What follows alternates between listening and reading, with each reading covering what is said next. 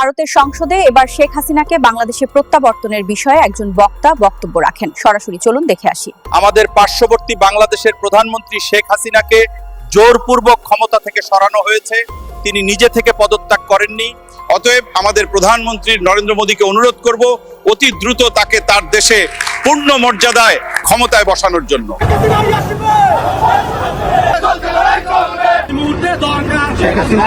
হঠাৎ সরব হয়ে উঠেছে নিষিদ্ধ ঘোষিত সংগঠন আওয়ামী লীগ ও অঙ্গ সংগঠনের নেতাকর্মীরা। শেখ হাসিনার স্বদেশ প্রত্যাবর্তন দিবস ঘিরে আয়োজন মুখর দেখা গেছে কর্মী সমর্থকদের। ডক্টর ইউনূস সহ যারা উপদেষ্টা ছিলেন তারা যেন দেশ ত্যাগ করতে না পারেন। ইতিমধ্যে দেশবাসী সহ আপনারা সবাই সাক্ষী হয়েছেন, ওনারা কিন্তু এসেছিলেন উঠানা মেধা। তাই তো এই ভণ্ড ইউনূস, উৎখর বললে পরে ভুল হবে, জাতির সাথে প্রতারণা করছে, দেশের সাথে প্রতারণা করছে। শেখ হাসিনা বাংলাদেশের রাজনীতিতে আবার প্রত্যাবর্তনের কতটা সুযোগ দেখেন আপনি? এটা তো 100% আমি মনে করি উনি আসবেই, ওনাকে জোর করে ঠেকাতে পারবে না, কারণ আমরা পরিবেশ সৃষ্টি করে ফেলছি। শেখ হাসিনা ভারতে কেন এতদিন তেনাকে রাখা হয়েছে এই বিষয়ে সংসদে খেপে গিয়েছেন। ভারতের সংসদ যেন এবার ঝড় উঠেছে। নরেন্দ্র মোদী সংসদেই চরম অপমানিত হয়েছেন, খেপে গিয়েছেন তারাপতি বিজয়। শেখ হাসিনাকে বাংলাদেশে ফেরত পাঠাতে হবে। আসুন না টেনে লাইক করে শেষ পর্যন্ত ভিডিওটি দেখতে থাকি, তাহলেই বুঝতে পারবেন কি হচ্ছে ভারতে। ভণ্ড ইউনূস, উৎখর বললে পরে ভুল হবে, জাতির সাথে প্রতারণা করছে, দেশের সাথে প্রতারণা করছে। আমাদের মিডিয়ায় আসে না, আমাদের নলেজে আসে না, অনেক শিশুই তো মারা যাচ্ছে। গ্রামে বহু শিশু আছে যারা হাসপাতালে যায় না, ডাক্তারের কাছে যায় না, কিন্তু আমি মারা গেছে। তো এর জন্যে দায়ী তো এই ভণ্ড ইউনূস, দুর্দান্ত প্রতারক একটা। উৎখর বললে পরে ভুল হবে, ভুল না, কম বলা হবে। প্রতারক একটা, জনগণের প্রতারণা করছে, জাতির সাথে প্রতারণা করছে, দেশের সাথে প্রতারণা করছে। সে প্রতারক ইউনূস এবং তার ক্যাবিনেট এটার জন্য দায়ী। হিসাব দিয়ে শেখ হাসিনার তো অনেক বদনাম আমরা করি। তার সময় হামের কোনো উপদ্রব ছিল কিনা? হাম, পোলিও টিকা এগুলো রেগুলার দেওয়া হইতো। হাম শুধু না, আপনি বসন্ত, এটার তো নামগন্ধ ছিল না। চিকেন পক্সেরও নামগন্ধ ছিল না। নিয়মিত এই টিকাগুলো দেওয়া হইতো, যে কারণে আমরা ভুলে গেছিলাম। এখন এসে ইউনূস এসে এটা মনে করাই দিছে আমাদের। ইউনূসের সংস্কার এবং পরিবর্তন এইখানে নিয়ে আসছে যে গণহারে হাম হয়ে শিশুরা মারা যাচ্ছে। এর জন্য ওর কৈফিয়ত শুধু না, ওর যে অর্থ বিষয় সম্পত্তি যা আছে সব সিজ করে সন্তানগুলোর পরিবারকে দেওয়া উচিত। শেখ হাসিনা বাংলাদেশের রাজনীতিতে আবার প্রত্যাবর্তনের কতটা সুযোগ দেখেন আপনি? এটা তো 100% আমি মনে করি উনি আসবেই, ওনাকে জোর করে ঠেকাতে পারবে না, কারণ আমরা পরিবেশ সৃষ্টি করে ফেলছি। জনগণের সমর্থন ওনার দিকে, আর ওনার সাংগঠনিক সত্যি যথেষ্ট ভালো। আওয়ামী লীগকে যতই খারাপ বলি না কেন, আমরা তো ছোটোবেলা থেকে আওয়ামী লীগকে দেখছি অনেক আগের থেকে। ওরা ছোটোবেলা মানে আমি যখন জ্ঞান হয়, আওয়ামী লীগই সবসময় খুব সংগ্রামী ছিল। পাকিস্তান সময় বিভিন্ন সময় তারা আওয়ামী লীগের লোকেরা রাস্তায় খুব থাকবে। আওয়ামী লীগের একটা কি, এটা আমি নিজে একটা লিখছিলাম, নেগেটিভভাবে লিখেছিলাম যে আওয়ামী লীগ একটা কাল্টের মতো হয়ে গেছে। মানে নেতার প্রতি অবিচল আস্থা এবং কতগুলো নিয়মকানুন, তারা নিজস্ব নিয়মকানুন মেনে চলে যায়, ধর্মীয়ভাবে কাল্টটা নেগেটিভভাবে ইউজ করা হয়। আমি সেইভাবে বলছিলাম যে ক্ষমতা থাকার সময় এটা কাল্ট হয়ে গেছে, এক স্টাইলে কথা বলবে, সুরা মতো করে একই ধরনের কথা বলবে। তো ওই কাল্ট সিস্টেমটা কিন্তু এদের জন্য আবার যখন বিরোধী দলে থাকে তখন ইট ওয়ার্কস। ওই নেতৃত্বের প্রতি অবিচল আস্থা এবং তার জন্য জান দেওয়া, লাভ দিয়ে বলা, এটা। এবং ওই জিনিসটা আমি এবার যেমন বললাম আমি যে এই শেখ হাসিনা এবার যখন ইলেকশনের প্রশ্ন আসবে, তারা কিন্তু ওই শেখ হাসিনাকে ভোট দেবে, নৌকা মার্কা বা আওয়ামী লীগের ক্যান্ডিডেটকে দেবে না। ডক্টর ইউনূস সহ যারা উপদেষ্টা ছিলেন তারা যেন দেশ ত্যাগ করতে না পারেন।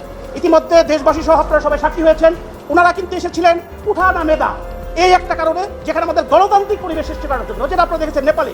কিন্তু ওনারা এসে আমাদের প্রতিষ্ঠিত 1979 থেকে যে টিকা দেওয়া হতো, হাম বাম যেটা বলা হয়, যারা জাদুঘরে চলে গিয়েছিল, সেইটাকে ওপেন টেন্ডার ব্যবস্থা করেছিল। যে কারণে ইউনিসেফে আমাদের কান্ট্রি ডিরেক্টর উনি বলেছিলেন, রানা ফারওয়ার, তো please God sake please don't do. তারপরেও তারা এটা করেছে, যে কারণে আজকে আমাদের শত শত শিশু মারা যাচ্ছে এবং আপনাদের রিপোর্টের মাধ্যমে আমরা দেখছে। আপনাদের আরেকটি কথা বলে রাখি, এখনো বাংলাদেশে আমার মা বোনদের অনেকের বাচ্চা, ইনফ্যান্ট শিশু অসুস্থ হওয়ার পরে হসপিটালে নেওয়ার মতো যোগ্যতা তাদের নাই। তাদের রিপোর্ট কিন্তু আপনাদের কাছে আসে না, তাদের সংখ্যা আসে না।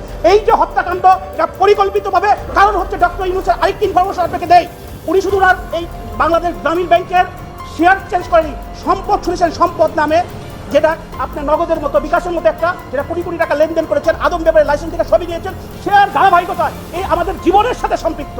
যেখানে জিরো লেভেলে চলছে হাম বাম, যেটা সেটা উনি বন্ধ করেছে শুধু প্রাইভেটের জন্য। আমি আমার রিট পিটিশন আজকে দায়ের করেছি 6548/2026 আমি পিটিশনার। কারণ হচ্ছে এটাকে একটা থ্রোলি ইনভেস্টিগেশন করতে হবে, সেটা আইনের 3 দ্বারা ইনকোয়ারি কমিশন অ্যাক্ট, এবং ইনকোয়ারি না হওয়া পর্যন্ত এই প্রত্যেকটা লোক ডক্টর ইউনূস থেকে আরম্ভ করে অ্যাডভাইজাররা যেন দেশ ত্যাগ করতে না পারে। এটার জন্য আমি করেছি আগামীকালকে 2টার সময় মহামান্য আদালত কোর্ট নাম্বার 20 মেইনে এটা হিয়ারিং। মুখ্যমন্ত্রীর দপ্তর থেকে নিশ্চয়ই ছাড়পত্র আছে, তার জন্য এই ধরনের একটা নির্দেশিকা বেরিয়েছে, কিন্তু কুরবানির ক্ষেত্রে এটা প্রযোজ্য নয়। উনি যেটা বলতে চেয়েছেন যে প্রকাশ্য কোনো বলিদান হবে না, বলিদানের সঙ্গে কুরবানির আকাশ পাতাল তফাৎ আছে। বলিদান আমরা দেখেছি বর্ধমানের জামালপুর বলে একটা জায়গা আছে, সেখানে বাবার স্থান, সেখানে প্রকাশ্য মোষ বলি হয়, ছাগল বলি হয়, ভেড়া বলি হয়, সেগুলোকে বলে প্রকাশ্য বলিদান। সেক্ষেত্রে তেনারা কি রেস্ট্রিকশন নেবে, তাদের কি কন্ট্রোল করবে? কিন্তু কুরবানি শুধু বাংলায় নয়, গোটা কুরবানি গোটা বিশ্বের মুসলমানরা কুরবানি করে। এখানে সরকার এসে কুরবানি কি গুজরাটে বন্ধ আছে, কুরবানি কি বিহারে বন্ধ আছে, ইউপিতে বন্ধ আছে? কোনোদিন থাকতে পারে না, হতেই পারে না। হ্যাঁ, যেটা ওপেন যারা কুরবানি, যে সমস্ত পশু অমুসলিমদের তারা মানতে পারে না বা তারা সেটা মান্যতা দেয় না, সেটাকে কুরবানি করতে গেলে হঠাৎ করে 7 দিনের নোটিশে ক্ষমতায় এসে বিজ্ঞপ্তি জারি করে দেবে আর সমস্ত কুরবানি বন্ধ হয়ে যাবে, কোনো মতেই হুমায়ুন কবির এটা মানবে না। হুমায়ুন কবির মানবে না। এবার তারপরে যদি কোনো মুসলমান ভাইয়ের তাদের আড়ালে আবডালে বাড়িতে গরু কুরবানি করার জন্য কারো সার্টিফিকেটের দরকার নাই, যে সার্টিফিকেটের কথা বলা হচ্ছে, কোনো প্রধানের কোনো মিউনিসিপ্যালিটির এই সমস্ত সার্টিফিকেট দেওয়ার কোনো রাইট নেই। আমি চ্যালেঞ্জ করছি, কি করে এটা সে কি করে আইডেন্টিফাই করবে? আমি তো আগেই বলছি, তার ডেট অফ বার্থটা কে নির্ধারণ করবে? তার 14 বছর বয়সটা কে ঠিক করবে? বয়সটা তো তার কবে জন্মেছে, সে কবে কোন গায়ের পেট থেকে বাছুর ভূমিষ্ঠ হয়েছে, সেটা কি কোনো রেকর্ড আছে? কাজে 14 বছর, 10 বছর, 8 বছর এমনিতেই পুষ্টুল পশু ছাড়া একটা বয়সের পার না করলে কেউ কুরবানি সেটা জায়েজ হয় না, বা কুরবানি তারা এই ধরনের পশুকে কুরবানি হিসাবে প্রযোজ্য করে না বা তারা গ্রহণ করে না। এটা এমনি নর্মালি আছে, কিন্তু প্রকাশ্য বলিদান হবে না তার ব্যাখ্যা যদি কুরবানি আটকাতে যায়, আমি হুমায়ুন কবির বলছি, গোটা মুর্শিদাবাদ কেন, আমি গোটা রাজ্যের যেখানে যেখানে যাওয়ার দরকার হবে, এই কুরবানি যদি এইভাবে গাজোয়ারি করে বা সরকারের প্রশাসন যদি এই মুসলমান সমাজের কুরবানি নিয়ে যদি বাড়াবাড়ি করে, তাহলে শুরু থেকে এই সরকারের বিরুদ্ধে জিহাদ চলবে, আন্দোলন চলবে, তাতে যা হবে হবে।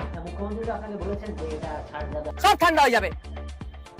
পুলিশও একটা গরুর গাড়িকে দাঁড় করিয়ে।